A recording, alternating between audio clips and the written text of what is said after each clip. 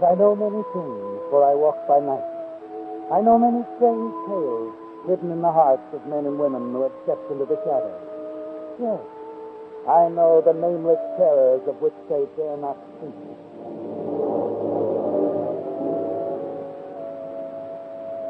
Yes, friends, it's time for the Signal Oil program, The Whistler. Rated tops in popularity for a longer period of time than any other West Coast program in radio history.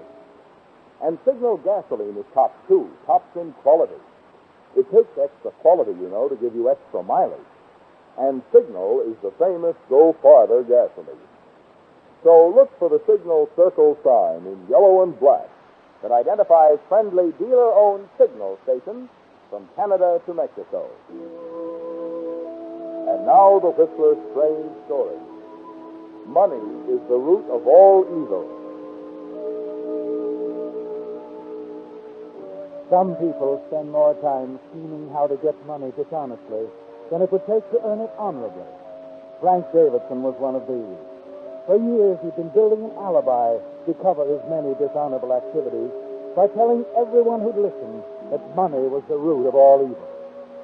At the same time, he was scheming to get as much money as he could from his uncle George Davidson, who had not only built a fortune, but had also accumulated the love and respect of his fellow citizens.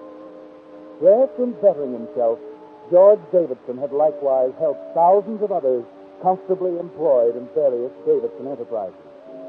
As purchasing agent for the Davidson Manufacturing Company, Frank Davidson was in a favorable position to add, through shady and illegitimate means, substantial sums to the liberal salary his uncle paid him. He'd been getting away with this grafting for years until he clashed with Jim Duran, the city's most ruthless racketeer and gangster. Hey, Davidson, you're a pretty smart boy. Oh? A lot smarter than people around town think you are. You must net yourself a pretty neat little sum every month.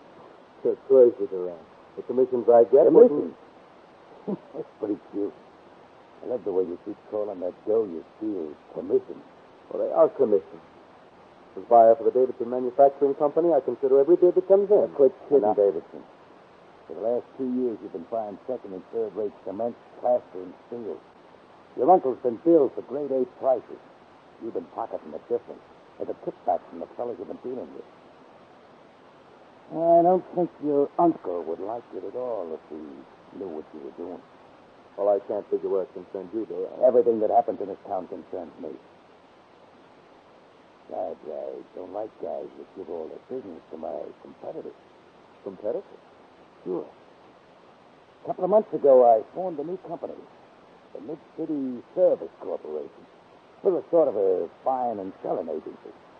We buy and sell steel, cement, plaster, practically everything that Davidson Manufacturing Company uses. Look, Duran, I don't make enough to split. I think you do. And I'll tell you why. First of all, your salary is $6,000 a year. And for a guy making $6,000 a year, you cover a lot of territory. In October, you dropped $700 in 1 week with Eddie Sansoni. So in November, you dropped the Jew. Eddie said he'd keep his mouth shut. Eddie works for me. For Christmas, you gave your girlfriend, Helene Franklin, an $1,800 convertible. Last week, you gave her a $1,000 engagement ring. Yeah. You sure do okay for a guy making $6,000 a year. All right, Duran, so I do okay. Where do you come in? Now, that's simple. We'll handle your deals for you. We'll take care of everything for, say, $150 a week. But retroactive for 6 months. You're out of your mind. You've been buying from my competitors a lot longer than that. But I'd owe you $3,900 in back money. Sure. But look how safe you'll be. If anything goes wrong, you won't appear at all. You can just say you had reason to believe the Mid-City Service Corporation was okay. I can't raise that kind of dough. What's the matter with the old man? My uncle? Yeah, he's a nice old guy. Takes pretty good care of you, from what I hear. Yeah, but he'd never give me an amount that big without a reason. Give him a reason. Tell him you lost it at Eddie Sansoni. Tell him Eddie's got your IOUs, and he's going to give them to the newspapers or something. The old man will hate to have it squandered. Besides, it'll be a good investment for him. We furnish protection, too. Protection? Yeah. We'll make sure no accidents happen to his employees. Especially his purchasing agent. Oh, one more thing. See that your uncle don't find out about this deal. He might take a notion to talk to the police or somebody. That'd be pretty unhealthy for you.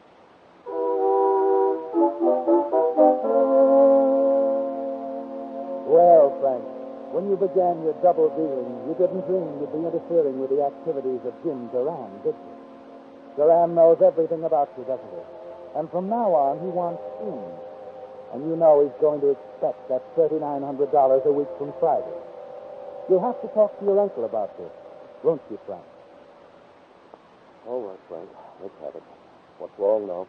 Well, you're not going to like it, Uncle George. But it's the same old thing. I need money. $3,900. Now, there's no use beating around the bush. I owe it to Eddie Sansoni. Sansoni? For gambling? That's right. And now you expect me to get you out of this difficulty as I have a dozen. You know, Frank, you have an idea that because I happen to have earned a good deal of money, it's your job to spend it. Why not? What else is money for? Oh, but you're wrong, Frank. You're terribly wrong. Money is a trust, a very serious trust. Wisely used, it makes for a better community. And I'm certainly not going to give you $3,900 to hand over to a crooked gambler. But, Uncle George, listen, you don't get it. The man I owe is Eddie Sansoni. He's a killer.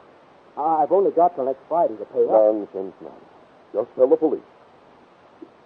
You mean you won't let me have the money for Sansoni? Naturally not. Well, it would be the worst thing I could do for you, Frank. And another thing, and this is for your own good. Beginning Monday, you're going to work in the factory. This job as purchasing agent hasn't done you any good. Now, wait a minute, Uncle George. If you're going to leave me the business anyway... I'm not going to leave you the business. If I did, there wouldn't be any business in 5 years. But you always said it would all be mine someday. Or even in your will. I'm changing my will, Frank. Just as soon as my lawyer returns from Washington next week. You mean you're cutting me out of your will permanently? Well, that depends. Maybe I'll change my mind in a year or two if you'll really settle down. And I hope you will. Meantime, I owe it to the employees and the people who put their savings into this business to protect their interests.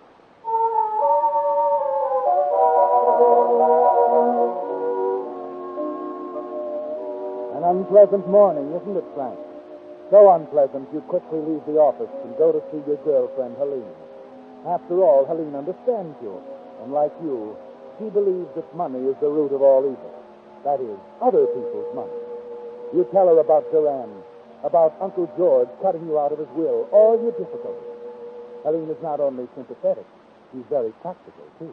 Your uncle can't do a thing like that, cutting you out of his will of all the He's doing it. Just as soon as his lawyer gets back from Washington. When will that be? Sometime next week. Whoa. He hasn't cut you out yet, Angel. Oh, what difference does that make? He won't change his mind. Oh, I don't think he can have any reason. Such as? Take a look at that headline in tonight's paper. Wealthy playboy slinging love net. I don't get that. Suppose your uncle had a little love baby. The closest thing Uncle George has to a love nest is his little cabin out at Clear Lake where he goes to rest occasionally. And as far as girls are concerned, he doesn't even know they're alive. He's got a secretary, hasn't he? Of course. Oh, from what you say, he pays her a lot of money. Naturally, she's been with him a long time. Besides, Bill Lawton, her husband, was very badly hurt in an accident a while back and hasn't been able to work since. From what you've told me, Bill's not very happy about it. No, he says he's miserable. Well, suppose Bill Lawton were to think your uncle's interest in marrying him. You know, something more than just a man. In the mood he's in, you'll probably see headlines bigger than the... What? Elaine? I think you've hit on a wonderful idea. A wonderful idea. Just take time. A week's a long time, son. When it's all you've got. Yeah, it is a time. And this is one time I'm going to move fast.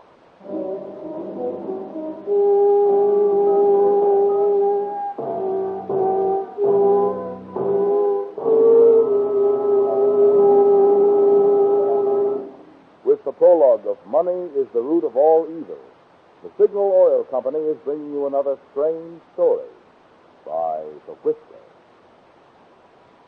You've heard me tell about the more thorough, more conscientious attention cars get at Signal service stations, because each Signal dealer owns his own business and has a personal interest in keeping your goodwill. Well, typical of this is the fan belt and radiator hose checkup now being offered free by Signal dealers throughout the West from Canada to Mexico. Being made of rubber, your fan belt and radiator hose not only wear out, but deteriorate from age. Yet few persons ever think to check them until they fail completely and cause serious trouble.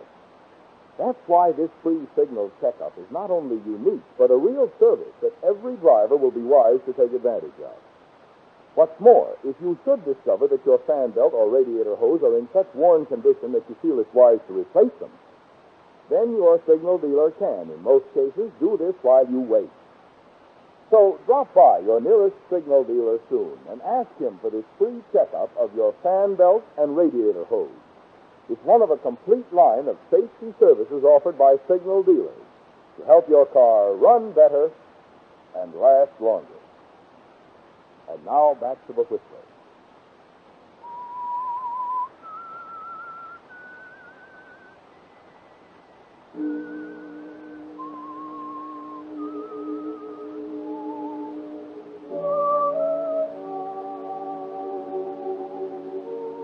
Well, Frank, Helene gave you quite an idea, didn't she? It would certainly make things easy for both of you if Bill Lawton got the wrong idea about his wife, Mary, being involved with your wealthy Uncle George and killed him in a fit of jealous rage. No one could pin anything on you either. After your years of hypocritical preaching that money is the root of all evil, you're sure nobody would ever connect you with your uncle's sudden death. But you know you'll have to act fast, plant the seed of suspicion in Bill Lawton's mind. So a few moments after leaving Helene's apartment, you're in Bill Lawton's living room. Well, Bill, how are things going? Okay. I guess it gets pretty lonesome sitting around the house all day, huh? Oh, I manage. Yeah, I know how it is. But at least I can't keep living on Mary's dough. I didn't marry her to get myself a meal ticket. Well, if Mary doesn't object, why should you? It's up to me to be working, not her. Wow. I wouldn't worry too much about it, Bill. After all, my uncle's pretty generous to her. Oh, no. Nice old guy. But I'll feel a whole lot better when I'm paying the bills. I know what. Uncle George always gets his money's worth. I know. Mary's a pretty careful secretary. And a pretty neat addition to the office, too. I don't blame Uncle George for keeping her to himself. Yeah. Been awfully busy down there lately, hasn't it?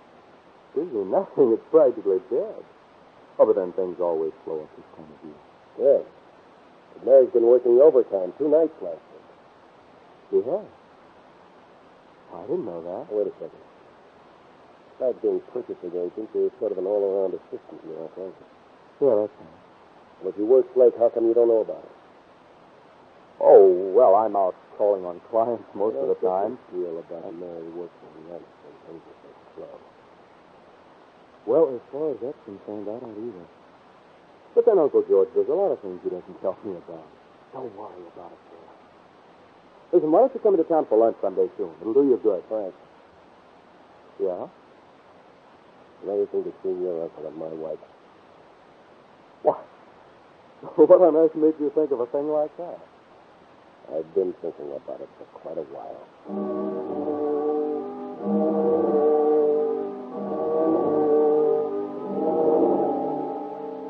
Well, you've planted the seed, Frank. You've set Bill to wondering in earnest about your Uncle George and his wife, Mary. And now you must nurture that seed so it will sprout and grow quickly. The next day, Bill himself makes it easy for you. Frank Davidson speaking. This is Bill Lawton, Frank. You busy? I'm not too busy to talk to you, boy. What's on your mind? You run out to my place for a few minutes. Well, I guess so, if it's important. It's important to me. Okay, fella, I'll be right out. You know what he wants, don't you, Frank? And you're sure you've got all the answers, the right answers. You're sure of yourself. Please, too, as you reach for your hat. And then your phone rings once more. Hello, Frank Edison speaking. You know who this is, Frank? Yes, it's Jim. Never mind your name. Thought I told you not to mention our little conversation with your uncle. I didn't, Jim, honestly. I told him exactly what you told me to tell him. Now, that's funny. A couple of guys with badges came over this morning and asked to see the books of the Mid-City Service Company. Well, I didn't have anything to do with it. I hope not. You're sick. Yes. It's gonna be too bad for you. Duran? Hello? Duran?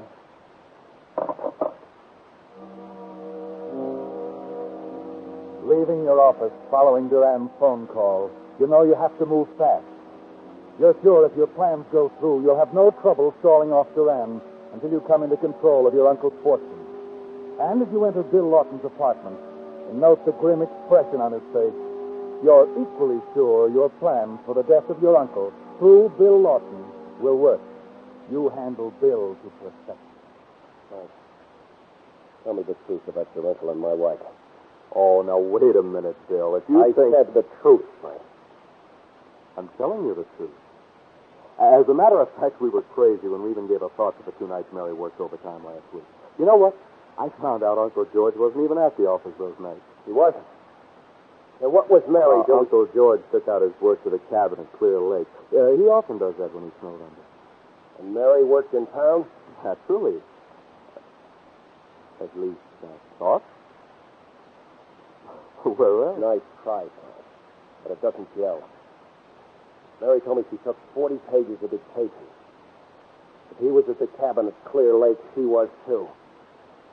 Well, now, Bill, maybe you're just jumping at conclusions. Wait a minute, Bill. What are you going to do with that gun? Nothing right now. Just wanted to be sure it was here and loaded.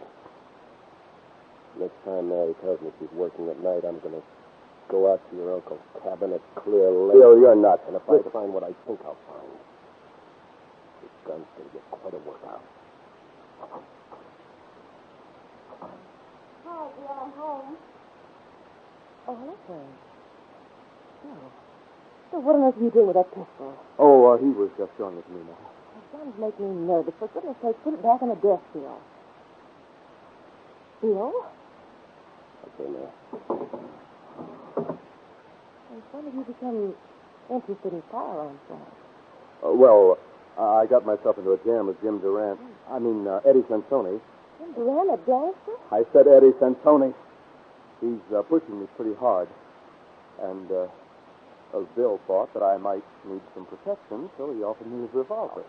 Ridiculous, Frank. Why don't you go to the police? You don't know what to think. Well, at least tell your uncle he let you have money before. Money. That's all I ever hear. Sansoni's got plenty, but he wants more. My uncle's loaded with it, and he keeps working. Everybody talks about money. Everybody wants money. It's like I've always said. Money is the root of all evil. But you take right now. It wouldn't hurt Uncle George to just help me out one more time. I don't think you're being very fair. Your uncle's been wonderful to you. He's been wonderful to you, too, hasn't he, baby? He's been wonderful to us, Bill. Oh, now, wait a minute, Kitty. Don't let my troubles upset you. Thanks for offering me a gun, Bill. But I guess Mary's right. Carrying a gun would be silly. I'll see you at the office tomorrow, Mary.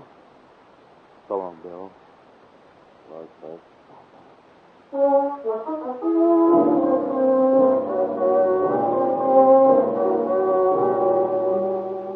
You realize that your big problem now is to get your uncle and Mary together at your uncle's cabin at Clear Lake.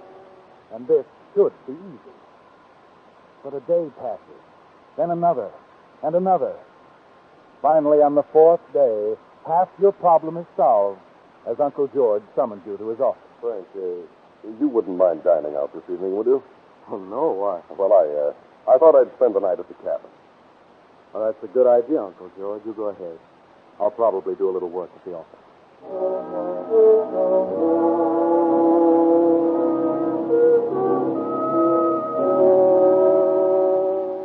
Now, Frank, solving the other half of your problem should be very simple. You can play on Mary's loyalty to your uncle and the company, and she'll agree to anything you suggest. So a few minutes after your uncle leaves, you stop at Mary's desk. Mary, would you mind working with me tonight so we can have that Carson estimate ready in the morning? Oh, Frank. You know how Bill hates to have me out at night. Oh, I don't think you'll mind. He understands you have to work overtime occasionally. No, I'd hate to see us lose that Carson account.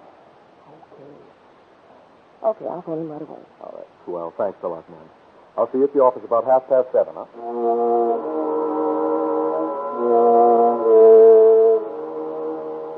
That was easy, wasn't it, Frank? You can see the expression on Bill Lawton's face when Mary phones about working late. You can even see him hang up the phone, cross the room to his desk, open the drawer and remove his revolver, go out to his car and start for Clear Lake. So you go out for a quick snack, smoke impatiently until 7:30, then go to the office where Mary is waiting for you. Hi, Mary. I sure do get bad break. You won't be able to help me after all. Now, Frank, don't tell me. Uncle George wants you to go out to the cabin at Clear Lake right away. Why? He didn't say anything You about... got me. All I know is he got a telegram before he left. Then he told me to get in touch with you and tell you to come out right away with your notebook. He says it's very important. Guess there's nothing else to do. Uncle George said to use the company car, so I put it out in front for you. Okay. Here, here's the keys. Thank you, Frank. Oh, say, did you hear about Jim Duran being arrested? No, I didn't. Is he in jail? No, he's out on bail. Well, see you tomorrow, Frank.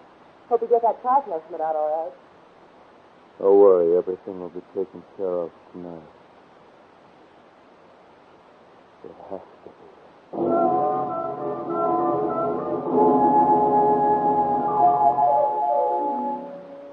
Well, there it is, Frank. The last detail fitted into place. But you have to make certain there are no mistakes. You hurry out to your own car, pick up Helene, and head toward Clear Lake.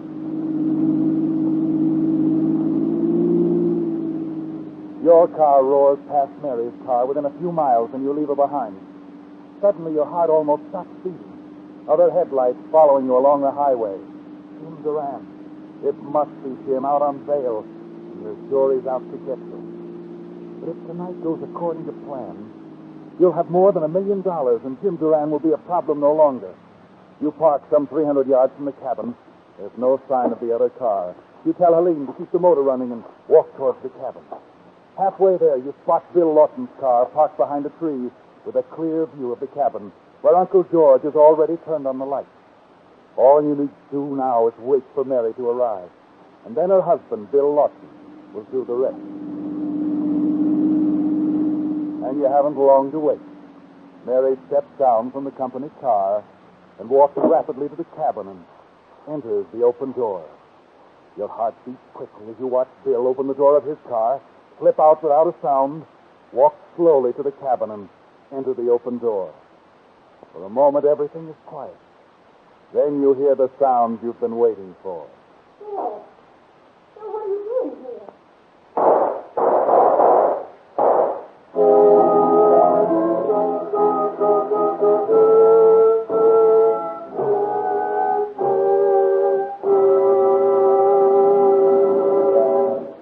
The Whistler will return in just a moment with a strange ending to tonight's story.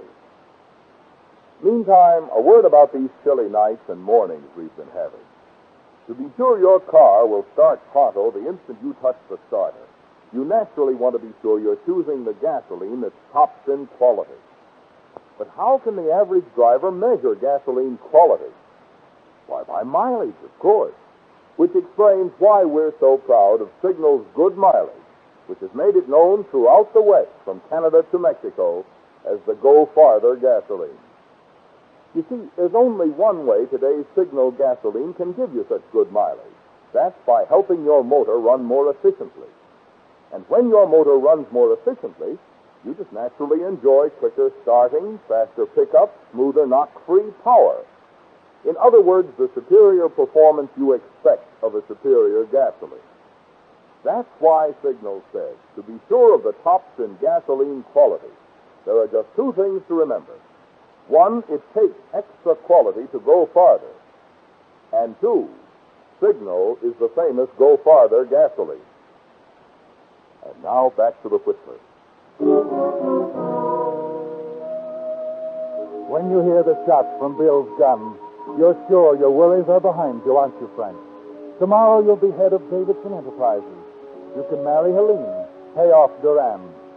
Your lies about your Uncle George and his secretary, Bill Lawton's wife, work like a charm, assuring him and arousing him to the jealous fury culminating in the shooting you've just heard. You're almost jubilant as you run to your car, tell Helene the good news, and step on the gas.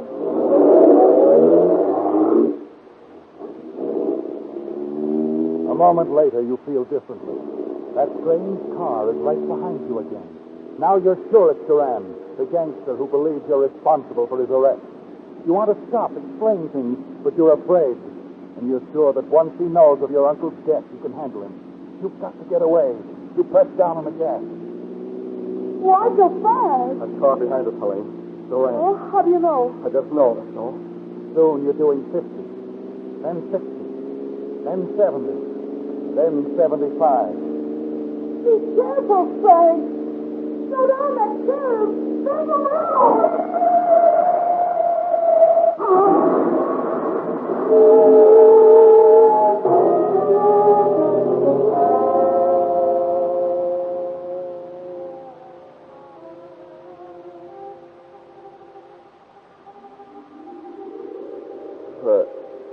Where am I? In the Davidson Memorial Hospital. And you're going to be all right. How about Helene, the girl who was with me? She's pretty badly hurt, but she'll recover.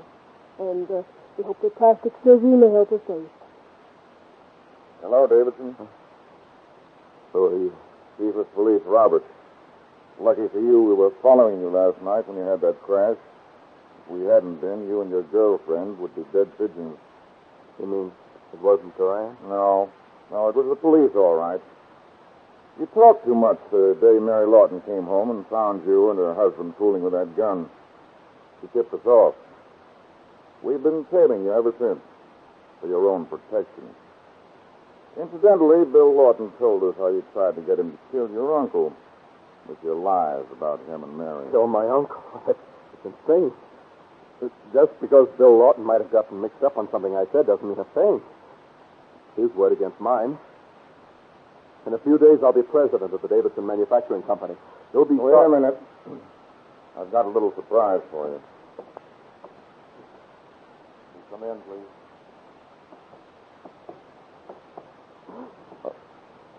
Uncle George.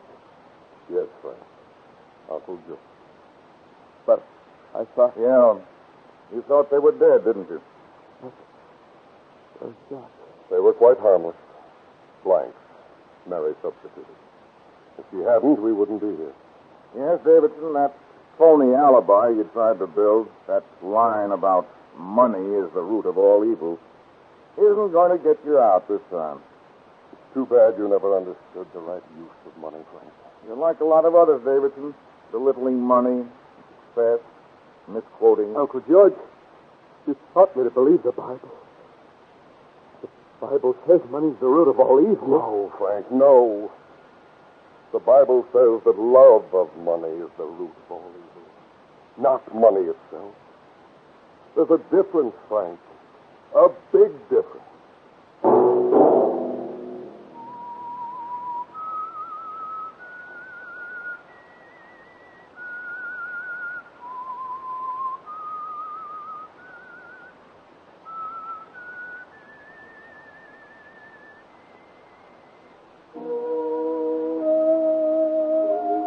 Let that whistle be your signal for the Signal Oil program, The Whistler, each Wednesday night at this same time.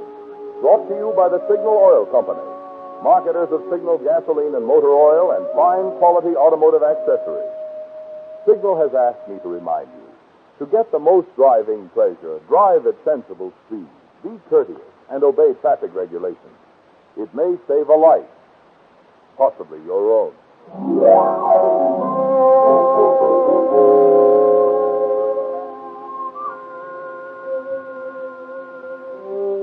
Marvin Miller speaking. This is CBS, where 99 million people gather every week. The Columbia Broadcasting System.